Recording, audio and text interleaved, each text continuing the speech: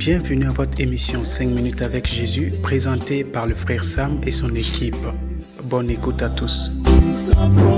Nous bénissons le Seigneur pour cette occasion de vous retrouver aujourd'hui et nous espérions dans le Seigneur que la grâce de Dieu et sa puissance et son amour se déversent sur vous et que vous expérimentiez sa grâce dans votre vie. Nous allons continuer dans le passage de Jean, le chapitre 1, et je vais le lire avec le livre d'Hébreux, le chapitre 5, ce matin, avant de retourner dans notre passage de Genèse 3. On continuait par parler de l'origine des chutes. Et cette origine des chutes-là, c'est toujours l'origine de toute chute. Que ça soit chute familiale, que ça soit chute financière, que ça soit même chute dans la santé.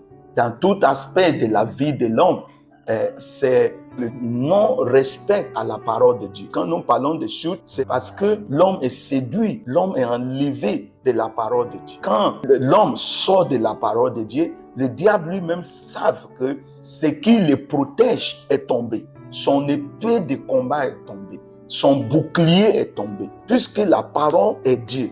Donc, je relis Jean le chapitre 1, chapitre 10. Au commencement était la parole et la parole était avec Dieu.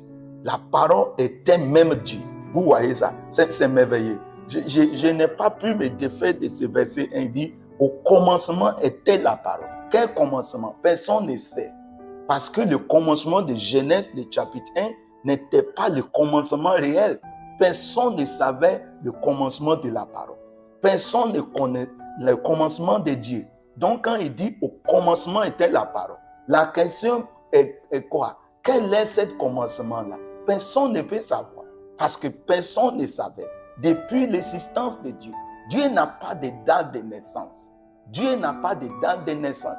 Il existe par lui-même. Il vivait par lui-même. Avant l'éternité passée, avant que les montagnes et rien ne soient en existence, il était déjà là. Donc la parole était là. Il dit au commencement était la parole. La parole était avec Dieu. Et la parole était Dieu. S'il n'a pas dit la parole était Dieu, ça allait peut-être alléger la situation. Donc, sortir de la parole de Dieu, ce n'est pas juste sortir du jardin. Ce n'est pas juste sortir de prospérité. Ce n'est pas juste sortir même du bonheur quelconque. C'est sortir de Dieu. C'est sortir de l'image de Dieu. Et quand nous comprenons que l'homme a chuté, on dit l'image de Dieu est partie. Parfois, on se dit, mais est-ce que ce qu'il a fait était si grave? Juste, Dieu a dit, il ne faut pas manger, et puis il a mangé, et puis c'est ça seulement. Ah, mais Dieu aussi, non. Quand tu sors de la parole de Dieu, tu es sorti de Dieu. Tu es sorti de son image. Parce que son image est la parole. Quand la Bible dit la parole était Dieu, ça veut dire que l'image qu'il a mis dans l'homme là était aussi la parole. Était la parole. Parce que la Bible dit et créa l'homme à son image. Et si lui qui est l'image là, le propriétaire de l'image est Dieu, c'est que l'image là est aussi la parole. Je ne sais pas si vous comprenez. Donc, quand on sort de la parole, pourquoi je tiens à expliquer cela? Et nous allons voir tout à l'heure Hébreux. La Bible dit, Jésus a appris l'obéissance dans tout ce qu'il a souffert. C'est ce que Hébreux chapitre 5 a dit. Allons rapidement là-bas, quand il dit la parole est Dieu. Et le fait que quand l'homme est sorti de l'ordonnance, des commandements de Dieu, la chute a eu lieu. Regardez, la Bible dit au verset 7, Hébreux 5, lisons ensemble, il dit, c'est lui qui, dans les jours de sa chair, ayant pressenti avec grand cri et avec larmes, des prières et des supplications à celui qui pouvait le sauver de la mort, et ayant été exaucé à cause de sa piété, a appris, bien qu'il vive fils, l'obéissance par les choses qu'il a souffert. Regardez ça. Pourquoi deuxième Adam, le dernier Adam, a appris obéissance? Parce qu'il savait, il connaissait les principes de Dieu. Que le principe de Dieu, ce n'est pas juste chercher à le servir, ce n'est pas juste chercher à faire quoi que ce soit.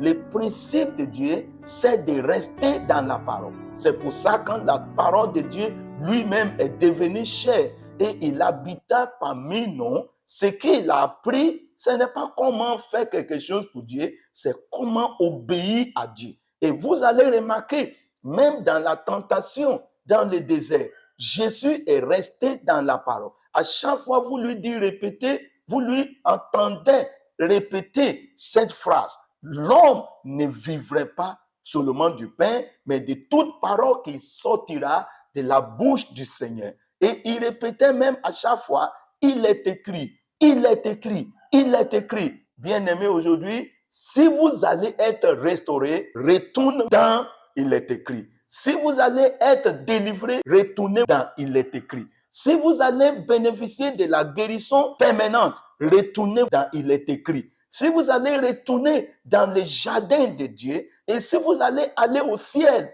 retournez dans il est écrit. Si vous allez bénéficier du bonheur et de la faveur du ciel, retournez dans il est écrit. Je prie que Dieu vous bénisse et que sa grâce vous localise au nom de Jésus. Amen.